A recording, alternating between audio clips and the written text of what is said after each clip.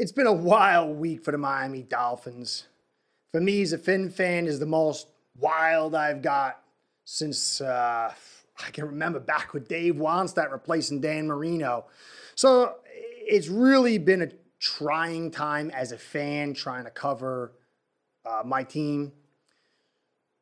But the good news is this weekend has some great football. I mean, every single game is going to bring what appears to be some great action. I've been struggling all week trying to figure out which game I want to see the most and the one that I want to see the least, and each one just keeps pulling me in. There's just so many storylines, so many interesting matchups. And, my first love was football before it became the Miami Dolphins. And so, in some ways, the sorrow I feel about the situation for my team repeating the same pattern, I get a little reprieve. Now, on my last podcast, some commenters brought some stuff to my attention, and I made some mistakes, a couple. And I said at the beginning of this, when I started doing this whole thing, I said, you're going to get two things from me. One, I'm going to make mistakes. I'm a monkey. And two, when I find out that I made that mistake, I'm going to own up to it and correct it because it's about bringing good information. It's about having the ability to analyze your information and say, hey, you know what, I'm wrong. So I'm going to make two amendments on my next part two of that part one next time. I'll deal with that later. Just want to let you know because some of you might be watching this. So I appreciate the comments. This is another reason why I appreciate the comments. Helps me get back on track. But this weekend, starting from Saturday all the way into Sunday night, it's just going to what appears to be exciting game after exciting game. So I want to do a brief preview because at us Finn fans, we kind of have to at some point. It's been so long since we've actually been relevant in the playoffs that we have to really enjoy the postseason and other teams' success and sometimes root against the teams what's a team we least likely want to win. So it's kind of where we're at right now. But there is actually some rooting interest for me. I really like Tennessee's model. Tannehill's, former member of the Dolphins, and he's a good guy. Kind of want to see him win. Joe Burrow. Really, really like Joe Burrow. Amazing how he's come back. I'm really excited to see what he'll do. Aaron Rodgers with a chance to really wrap up maybe his career. He could literally walk off after the season. Not saying it's likely, but I could see it. He's a very interesting and odd dude. Then, San Fran's built the model based on, an okay quarterback, but everything else great. How far can that go? As a Dolphin fan, this is also an interesting model because if Tua doesn't go to the elite status, say he stays, okay or decent, it could show us either A, this is a model that could be successful for us, or, maybe not. LA, they went all in and got everybody. They brought everybody in, star after star, and this team is poised to make that epic run and make it pay off. Can you sell the future for today and make it work? That's LA's whole talk. And then Tampa, don't ever count them out. Is Tom Brady going to win 2 back-to-back Super Bowls? It's just unbelievable what this guy is doing. Obviously, as a Finn fan, I'm not really too happy with Tom, but you just got to marvel at what this guy is doing. And then you got Buffalo versus KC. The young guns again are matching up. Last year, KC knocked off the Bills. Bills came into KC this year, knocked them off. Now they're back at Arrowhead to really settle the score and see what it's all about. Will KC be back into the Super Bowl once again? Or will Allen continue to prove his denouncers wrong? This is just an exciting lineup. And I'm going to go over each individual game, so maybe, most of you fans might be where I'm at with what I'm seeing. Or, maybe this will be new information for you. But for me, the way I see it was Cincy. Cincy has a legitimate shot to beat the Titans.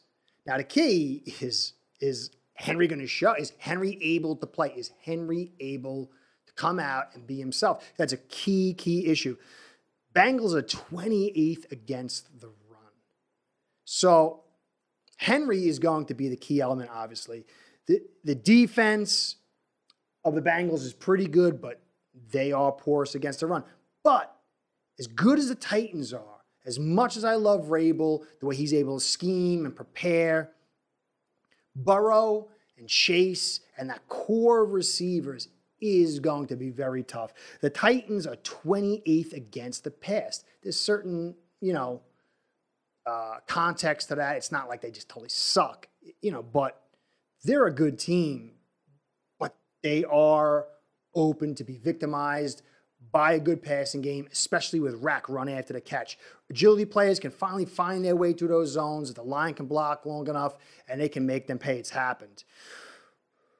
But Tennessee is going to have to focus on its run stop. If they can cut down Mixon, slow down that first down run, get Burrow off schedule a little bit, put him in thirds and long, this is going to go a long way. And then there's Tannehill. Tannehill's been knocked around for a while. He managed to carry the team to this point without Henry.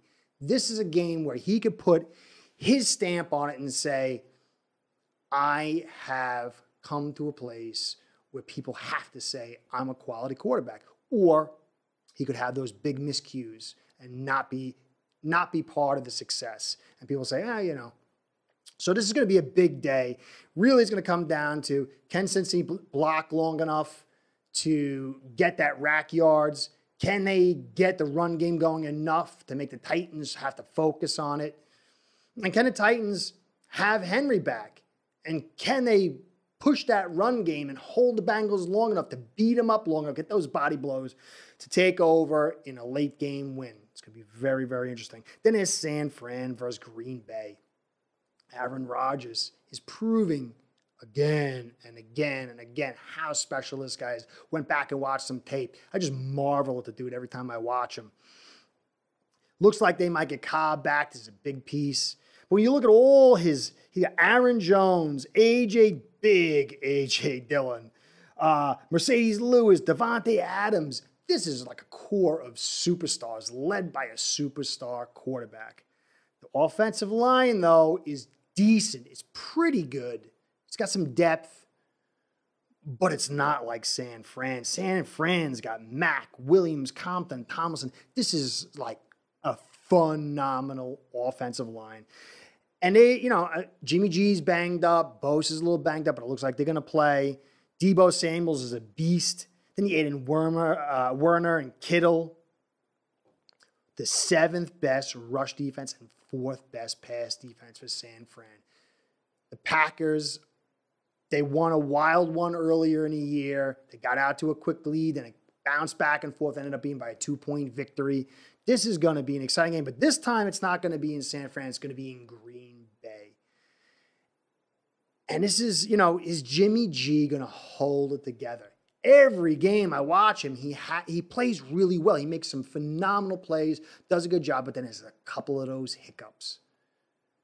I mean, Jimmy G is going into the offseason knowing that he's on the outs. This is a huge, huge game for him. Last week, he really didn't win from him, had a big miscue. I don't think it really said much either way. This is going to be a big game. It's going to be a real exciting game. It's going to be really, really interesting to see. Can the team concept with a lesser quarterback beat an all-time quarterback with a star cast with some holes? The defense has some holes. It's going to be very, very interesting. Then the next day, look at this. LA versus Tampa. Brady. Can you believe Brady? I still can't believe it. Now, for them, you got Wirfs, a little dinged up with his ankle. Jensen, the center, a little dinged up. They're going to need that offensive line to be on point. You look at Von Miller is there, and he's playing really well. And, of course, Aaron Donald, Jalen Ramsey. He's a star-studded cast, but that front is going to Brady does not have those movement skills. The number 1 run defense. Tampa's got the number 1 run defense, but the Rams have the number 3. So it's going to be a little hard for Tampa to do what they usually do, which is get that running game going just a little bit to open up the pass game. they're going to need Wirfs and Jensen. I suppose they're going to show up. I think they're going to probably get injected with everything possible to be there. It's going to be, well, how long can they hold up and how well they can play. It's going to be just an amazing game. And then, on LA's side, their run game is critical.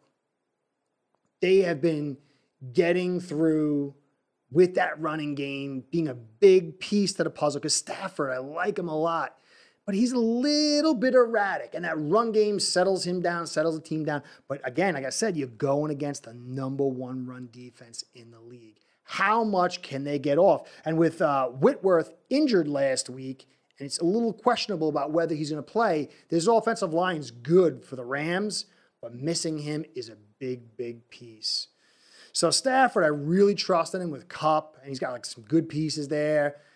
But really, it's going to come down to the Rams defense being able to make this a tight game and really getting after Brady and putting the pressure on Brady.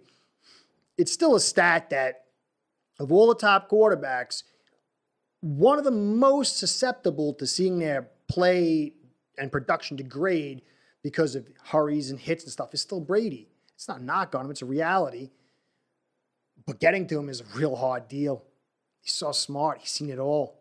So this is going to be a super exciting game. But then, for me, covering the Bills, all season, really backing Allen, except obviously when he plays my Finns. I want to see him take it, but I respect Mahomes so much. I mean, what this guy has been able to do is phenomenal at such a young age. To me, Andy Reid, as much as I love Andy Reid, I think sometimes he inhibits Mahomes' play. Because if you watch Dable with Allen, every time he goes to fun ball, Allen struggles, he gets hit, there's problems, and it's inconsistent. The running game brings consistency. And Mahomes really hasn't had a great run game. And this year, they stayed with the fun ball. The defense is like, okay. They've been up, they were down real hard, they came back, and Mahomes has really been a major piece, probably the primary piece. So I respect the kid a ton.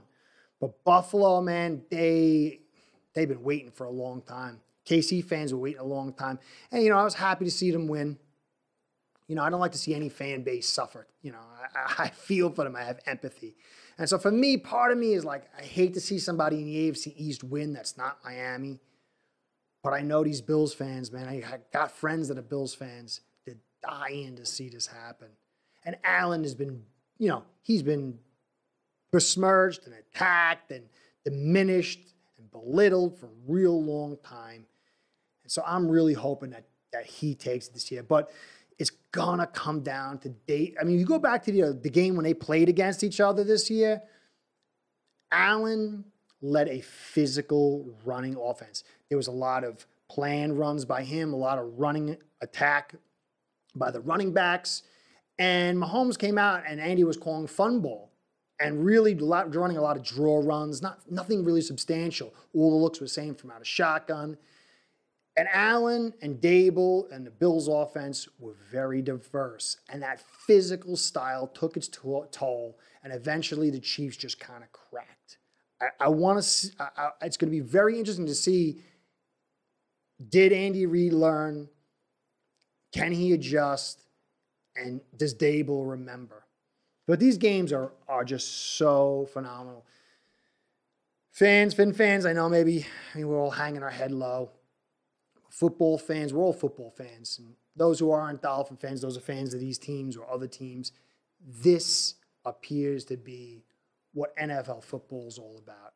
I am excited. My kids are all excited. I got my two sons now are finally into football. I've had to get them into some other teams because they keep saying the Dolphins are going to lose. They were happy to see them that streak. But one's an LA fan.